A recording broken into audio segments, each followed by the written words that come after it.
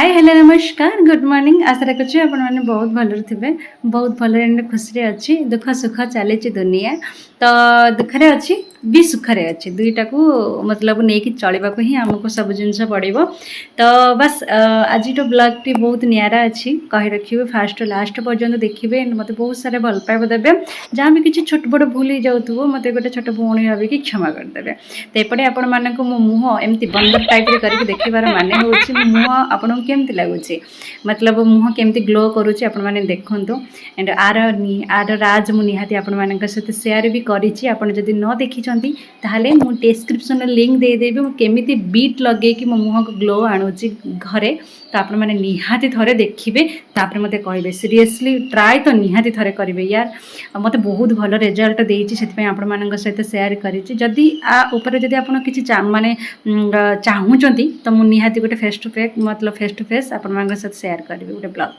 तो एपटे देखंतु पूजा करिबा टाइम ही जाइतिला एबे 7टा तो सबुर घरर सब काम सरला परे बाहर टे जाइके अल्प जहाँ भी पाखरे फूल थिला ताको तोली आनिली आ टिके फूल मोर टिके बेसी मिली गले खुशी न कहले न सरे तो एपटे देखंतु बालगोपाल टी गाधोइबी सेति पय तांको ऊपर टिके आस्तान नहीं आसी तळकू बस गाधोइबा वीडियोटा आपण मानक सहित शेयर करने आ केबे आपण मानक सहित शेयर करिवे बस तांको बहुत भल भाबरे तो मतलब पंचामृत मु गाधोईदेली बस गाधोई सारापर नहीं कि मोर बालगोपाल को स्थान रखिदेली तो एपटे एमती ही पूजा प्रत्येक दिन जमती मोर चले सेमती ही आगे मत भल लगे फूल मिलगले आपर्यंत सकाल सब कम सर सारापर जेपर्यंत ठाकुर पाक न जाइए पूजा न करी से पर्यंत क्या भी मत कौन क्या भी भल लगे तो पूजा कर सारापर देखीदे मनटा के शांति हो जाए टे खास कर मो बालगोपाल को केते सुंदर देखा जाउछन्ते केते प्यारा देखा जाउछन्ते देखंदो तो बस आपण भी मो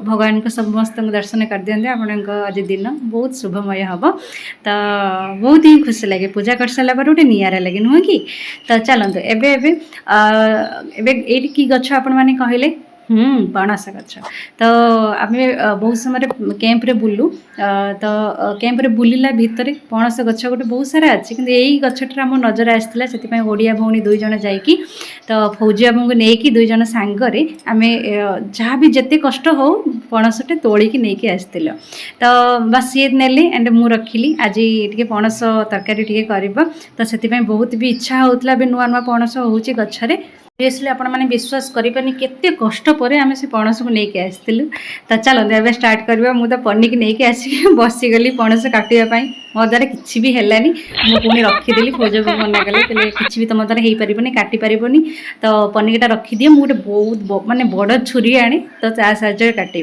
तो सी आणिक भी एमती जहाँ भी हो मतलब काटले आ काटला पूर्व निहाती समस्ते सोरिष तेल हाथ में लगेबे ना पणस तरकारी खाया पूर्व आप हाथ में जो कषटा बिल्कुल भी छाड़बनी तो एमती करके जमती मतलब बहुत कष्ट सीरियसली गोटे कहती गोटे भल जिन खावा किसी स्वादी जिन खावा हेल्ले कष्ट तो करा पड़ो सेमती ठीक सेमती तार थिला बहुत कष्ट पर पणसटा को से काटिले काटी सारा पर एमती मतलब मत शिखौचंदी एटा कौन तार एटा कौन एमती शिखौचंदी तो एमती मजामस्ती सब भितर चलचे तो तापर एमती बहुत भल भाव तार ऊपर जो चोपाटा को बहुत भल भाव एमती छड़े नौ पणस काटिया एत सहज नहीं यार बहुत कष्ट तो जहाँ भी जमती हो से धीरे धीरे करके तार ऊपर ये जिनसटा को चोपाटा को बाहर करदे बस बाहर कर सारा पर छोट छोट पीस पीस कर कट करके सब मतलब काटले तो आम प्रथम थर पर काटिलु मु भी केबे भी काटी नथिले भी बिल्कुल केबे भी काटी नथिले तो बस जहाँ भी हो जमती हो सर्वशेष में आमर पणस कटाटा सरीगला तो एमती छोट छोट पीस पीस सब करनेलु एपटे देखो तो गोटे ऊपर पकड़ पड़ जाता उड़ीकी तो बाहर करदेली तो तापर धोईदेली धोईदेकी एपटे रखदेली तो तापर कड़े पानी गरम हो सारा टिके पर तो तापर से जो पणस कटा को पकईदेलु तो तापर लुण हल्दी ताको सिझिबा मुताबक छाड़देलु आड़ू सबुथिरे मतलब आड़ू टिके बहुत ही भल ଭଲ ଲାଗେ ଯେମିତି ଚିକେନ୍ ହଉ ଆଳୁ ଟିକେ ପଡ଼ିବ, ମାଛ ହଉ ଆଳୁ ଟିକେ ପଡ଼ିବ, ଆଳୁ ସବୁର ମୋର ନିହାତି ପକେଇବା ମତଲବ ଦରକାର, ଯେମିତି ଯେଉଁଥିରେ ଆଳୁଟା ପକେଇ ହେବ ଯେଉଁ ତରକାରୀ ମାନଙ୍କରେ। ତ ତାକୁ ସେ ସାଇଡ଼୍ରେ ସିଝୁଛି। ତ ଏଥିରେ ଏପଟେ ଦେଖନ୍ତୁ ରସୁଣ ଅଦା ତ ଗ୍ରାଇଣ୍ଡିଙ୍ଗ କରିବା ମୁଁ ସାଇଡ଼୍ରେ ରଖିଦେଇଛି। ତ ଏପଟେ ଆଉ ଗୋଟେ ଅଲଗା ଗୋଟେ ପ୍ୟାନ୍ ନେଲି। ତ ସେଥିରେ ସୋରିଷ ତେଲ ଦେଲେ, ଜିରା ଦେଲେ, ଖଡ଼ା ମସଲା ଟିକେ ଦେଲେ। ତ ତାପରେ ଦୁଇଟା ବଡ଼ ବଡ଼ ପିଆଜ ନେଇଥିଲେ ତାକୁ ଏମିତି କାଟି ନେଇଥିଲେ, ତାକୁ ବାସ୍ ଏମିତି ପକେଇ ନେଲେ। ତ ବେଶୀ ପିଆଜକୁ ବେଶୀ ବି ଫ୍ରାଏ କରିବାର ବିଲକୁଲ ବି ଦରକାର ନାହିଁ। ଅଳ୍ପ ଅଳ୍ପ ଟିକେ ଜଷ୍ଟ ମତଲବ ଅଳ୍ପ ଅଳ୍ପ ଟିକେ ସିଝିବ ଯେମିତି, ସେମିତି ହିସାବରେ ସେଟା ରହିବ। ତ ଦେନ୍ ତାପରେ ତାପରେ ଟିକେ ଦେଖିଲେ ଆମର ପଣସ କଠାଟା ସିଝିନି। ତ ସେଥିପାଇଁ ମୋତେ ସେ ପଚାରୁଥିଲେ ପଣସ କଠା କାହିଁକି ସିଝୁନି। ତ ମୁଁ ଦେଇଥିଲି ଲୁଣ କିନ୍ତୁ ବହୁତ କମ୍ ଦେଇଥିଲି। ତ ସେଥିପାଇଁ ସେ ମୋତେ ରାଗୁଥିଲେ କି କମ୍ ମାନେ କାହିଁକି ଏତେ ମାନେ ଲୁଣଟା କମ୍ ଦେଇଛ। ତ ସିଏ ପୁଣି ଟିକେ ଚାଖିକିନା ପୁଣି ଲୁଣ ଗୋଟେ ଚାମଚ ପକେଇଥିଲେ। ତ ତାପରେ ଆରାମସେ ସିଝିଗଲା। ତ ଏପଟେ ସିଝିଗଲା ମତଲବ ଆଳୁ ଆଉ ପଣସ କଠା ଆମର ଏବେ ସିଝି ଯାଇଛି। ସାଇଡ଼୍ରେ ତାକୁ ଛାଣିଦେଲି ଟିକେ, ବାସ୍ ଛଣା ସାଇଜରେ ଛାଣିଦେଲେ ତାକୁ ଏପଟେ ସାଇଡ଼୍ରେ ରଖିଦେଇଛନ୍ତି। ତ ଏପଟେ ଯେଉଁ ପିଆଜଟା ଯେଉଁ ଆମର ହେଉଥିଲା ତ ତାରି ଉପରେ ଆମର ଏଥିରେ ପକାଇବାର ଅଛି।